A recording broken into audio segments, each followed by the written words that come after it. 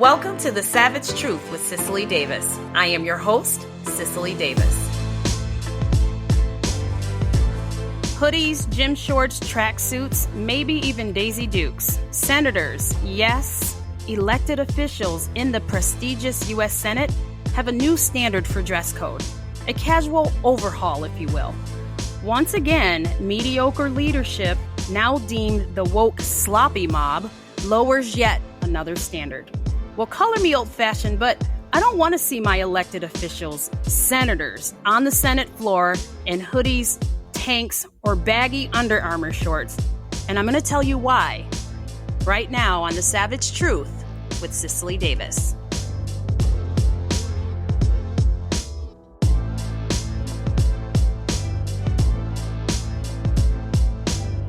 Hello, everyone, and welcome back. According to the Urban Dictionary, a savage person is defined and or described as a person who is fierce and ready to fight. They are not afraid of anyone. Well, if you don't mind me saying, that describes me, and I do so hope many of you listeners, and if it doesn't, as of yet, that your savage development, as according to this definition, grows and envelops you as we progress together.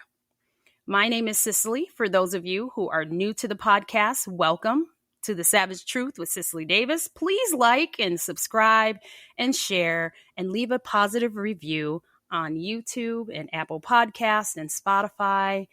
And please visit often to the Front Page magazine on frontpagemag.com. That's frontpagemag.com. And donate. Please support and donate to the Horowitz Freedom Center as the amazing organization continues tirelessly in its pursuit to fight for and save liberty and justice and freedom and the American way. The David Horowitz Freedom Center will be hosting their annual Restoration Weekend at the Ritz-Carlton in New Orleans, October 26th through the 29th, with confirmed speakers General Jack Keane. Can I say his name again? Okay.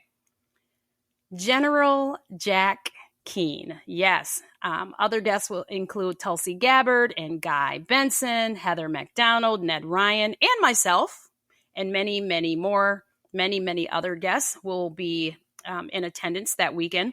You can visit restorationweekend2023.org. That's restorationweekend2023.org. And now this year's weekend will include a special Thursday night reception at the World War II Museum in New Orleans. So to register once again, please go to restorationweekend2023.org. And I personally just love meeting new people. And I'm actually, in the market of meeting new friends and making new friends. But so I just want to say that, yes, I will be in attendance. I'm really excited to meet some people who say, hey, I listened to the show. If you see me or if you hear me or you find out it's me, I'm just letting you know right now, please approach. I'm very, very approachable. I love meeting new people. I want to hear about you. I want to know your story. I want to hear about your love for America. I want to hear about why you're in attendance. I just want to learn about you. And I think that we need to resurrect that learning and meeting and connecting one to another. And truthfully, to be honest with you, another reason why I want you to approach and I want to get to know you and get to know me is because you really don't get a true sense of what someone really truly looks like when you see their picture. Right. So I kind of want to, because I'm not very photogenic, I actually just want to see and meet people face to face and shake hands. So I really do hope you can come October 26th through the 30th. And what's really exciting is that happens to be Halloween weekend. So that's going to be really exciting. I haven't quite decided if I'm going to dress up or not, but if you all leave in the comments that you're going to, maybe I'll join you. It's fun. It's fun to dress up. Promises, though, however, to be a whole lot of fun. It's going to be very intriguing. I hope enlightening. I hope to come away having learned a lot more, falling more and deeper in love with America, and really coming away with a more solidified, solid agenda as to what I'm going to do to ensure that America remains free and that Americans remain free from tyranny, free from this Marxist communist agenda. and just flat out just free from idiocy. So really hope that you attend. I hope to get to see you. So anyway, I will be participating in some of the programming throughout that weekend, and I will be dressed appropriately throughout, unlike perhaps some of our senators. Is there no end to the absurdity? Is there no end to the insanity? The pure ridiculousness of the woke and literally everything they put their hands to. Take any issue, they're on the wrong side of it. Take any position, they try to wokeify it. Take any tradition, and they try to destroy it. They do destroy it. Something as simple as a dress code of the Senate floor. They can't help but wreck it and stupefy it so as to accommodate one of their star woke doofuses. And we all know who that is, the main culprit in all this. Now, I don't know if you've heard about this headline or read up about it, but, I just wanted to kind of chime in on this one and zero in this week about this. It just seemed to me when I read about it and did some research on it that this was literally to create ease for the elected oaf out of Pennsylvania, John Fetterman. But let's back this train up just a little bit so I can give you some background on this. So Senate Majority Leader Chuck Schumer of New York has directed the Senate Sergeant at Arms to no longer enforce the dress code for its members. Now, the staff have to remain in professional attire, okay? But John Big O Fetterman out of Pennsylvania, who tends to favor gym shorts and oversized hoodies over the business attire traditionally required at the chamber, he and others don't have to follow this. Okay, so if you're a senator, this dress code has been peeled back, and we're going to talk about why this actually matters. Now, I'm going to quote Schumer here. Senators are able to choose what they wear on the Senate floor. I will continue to wear a suit. So even though he himself will maintain a respectable standard, at least by the way of attire, certainly not in policy, he's not strong enough of a leader to enforce that very same standard for all across the board. A standard that has been, mind you, for 240 years. Now, before Fetterman checked himself into the hospital for clinical depression in February of this year, he walked the halls of the Senate stone-faced and yet dressed in formal suits. So he did comply when he first attended to the dress code. He walked around in suits. He attended meetings in the suits, in the jacket and tie that is required. These days, he's back to wearing the hoodies and the gym shorts he was known for as lieutenant governor and the Senate candidate in Pennsylvania. Now, male senators are expected to wear a jacket and tie on the Senate floor, but the 6'8" mentally challenged oaf has a workaround. Okay, he has a workaround. He votes from the doorway of the Democratic cloakroom or the side entrance, making sure his yay or nay is recorded before ducking back out. In between votes this week, however, Fetterman's hoodie stayed on for a news conference with 4 Democratic colleagues in suits. Now, let me back up a little bit and explain this because, like I said, on the Senate floor, jacket and tie is required.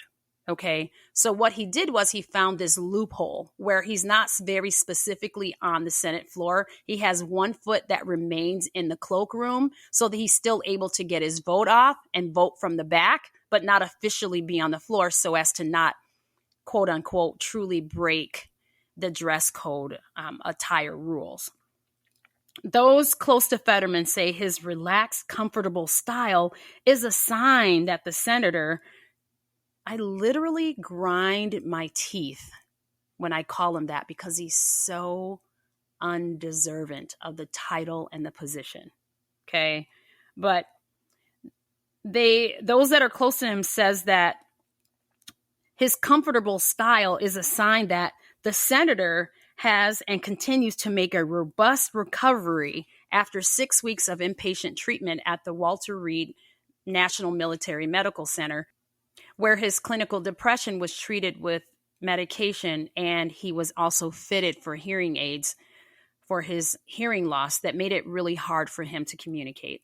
His hospitalization came less than a year after he had a stroke during his Senate campaign, as we all remember the fiasco of that whole train wreck. So, on the Senate floor, jacket and tie is required, and in all meetings, jacket and tie are required, which apparently Fetterman actually complies to. So let me back up here and make this really clear.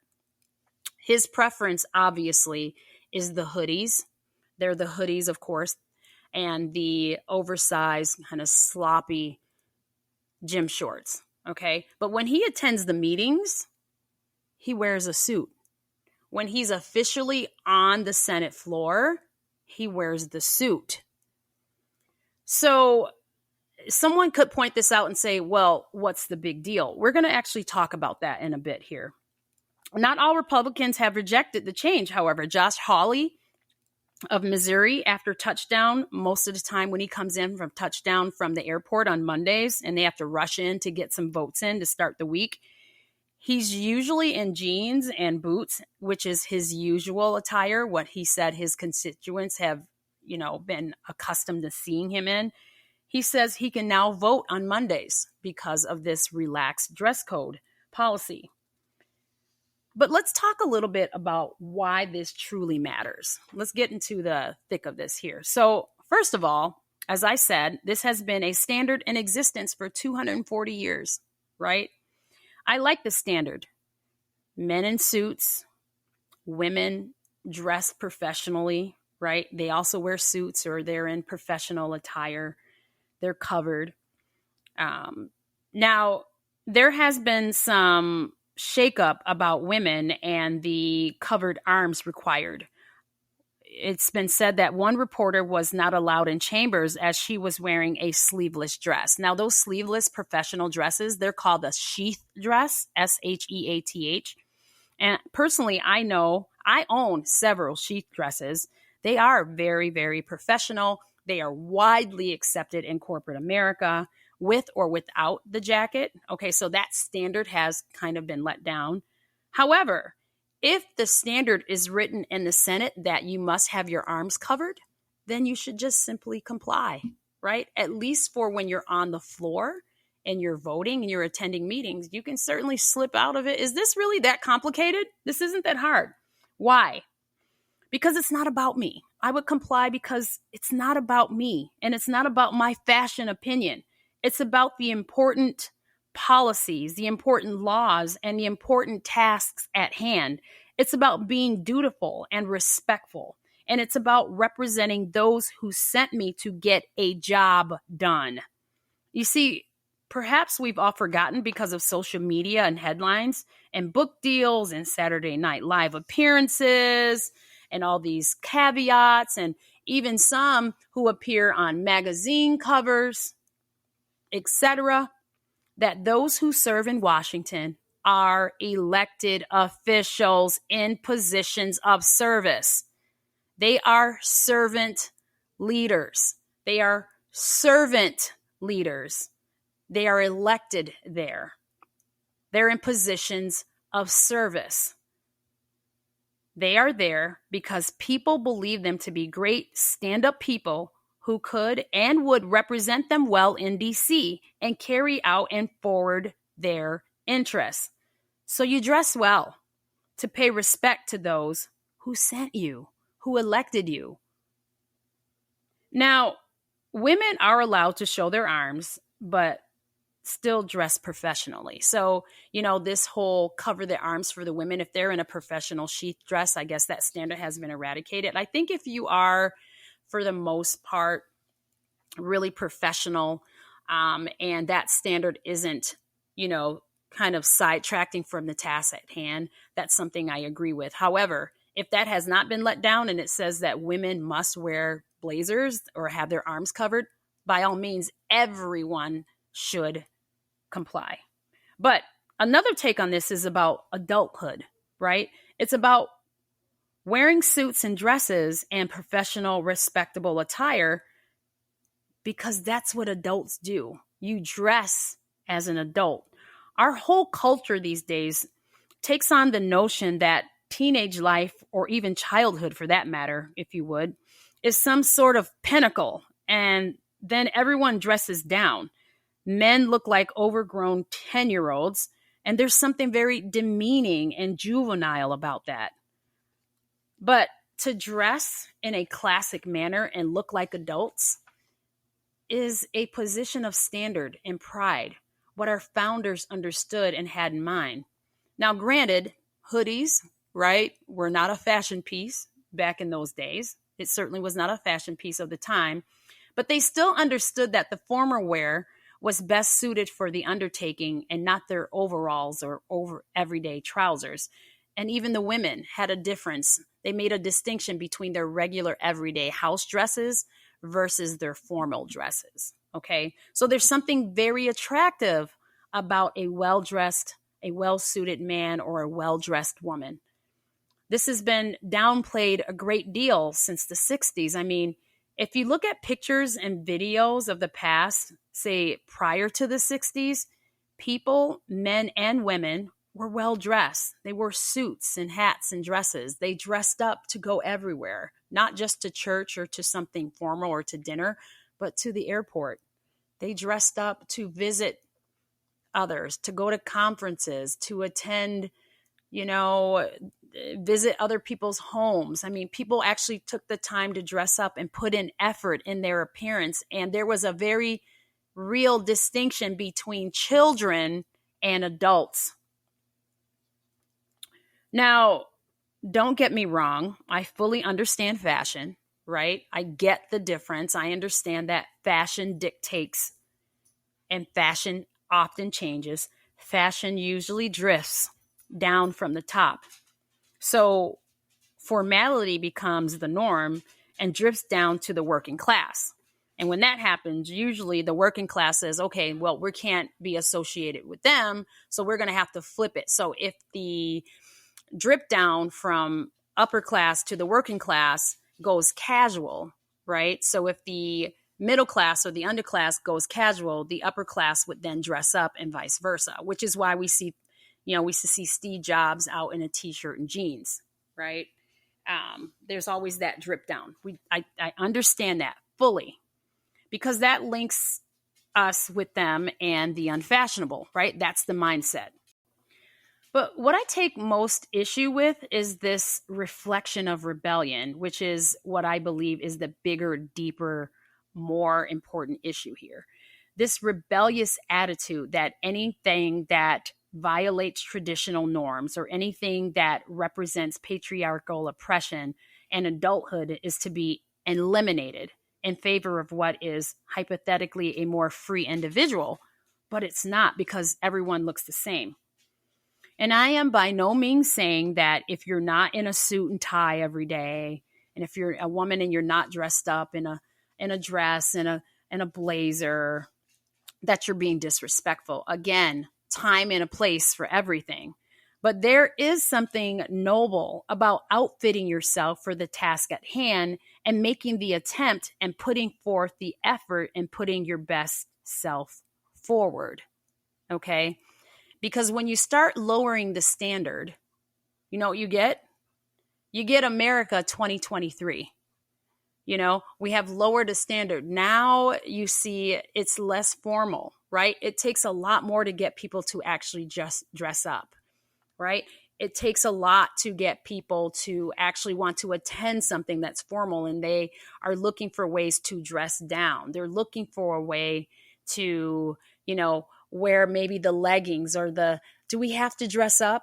Or what's the attire because they're nervous, right? And it's just a deterioration. It's a deterioration and a teardown of traditional values, traditional policies. And that's what you see in America right now, right? Informal. So men don't court women any longer, right? And then that therefore affects family. You don't open doors. You don't pull out chairs. It then affects family, right? And it affects roles. You no longer have to go to church. You can sleep in on Sundays. We've made casual Fridays. You allow jeans at the workplace. So now once you interrupt that dress code, now we want it every day.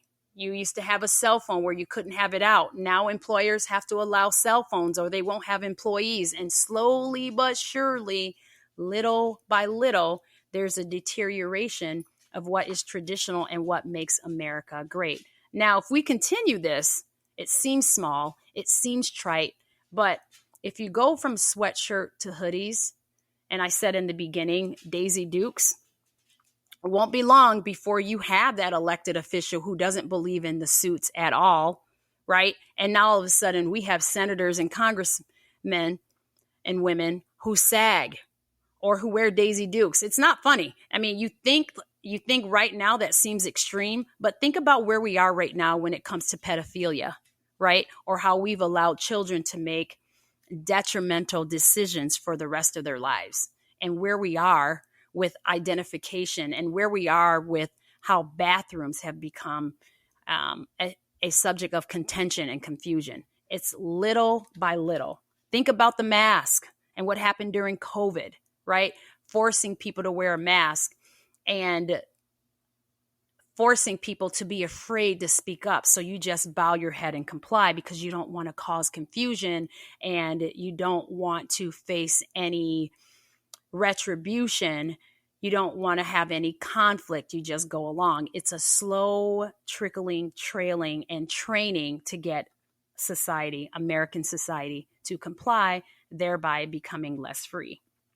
The U.S. Constitution sets 3 qualifications for the U.S. Senate. Those 3, just 3. You need to be at least 30 years of age. You need to be a U.S. citizen for at least 9 years. And you do need to be a residency in the state at the time of election to the Senate. Now, senators have a longer term of service. It's 6 years. So when we talk about those constitutional powers of proposing legislation, drafting or amending bills, and filibustering, providing oversight of the federal budget, and rejecting presidential appointees for agencies, we're talking about very significant, important, and heavy duties that impact our country. And it impacts the lives of Americans. And dagnabbit, it should be done in a suit. And a very well-fitted dress, respectfully, for the women. Not a Carhartt hoodie or sloppy, oversized gym shorts. Can we please maintain some standards? Please like, share, subscribe, and leave a positive review. And remember, everyone, be bold, be strong, be faithful and well-dressed. Be true. Till next time, everyone, I'm Cicely Davis. The Savage Truth with Cicely Davis is a production of Front Page Magazine and the David Horowitz Freedom Center. Reproduction of this podcast without express written consent is prohibited.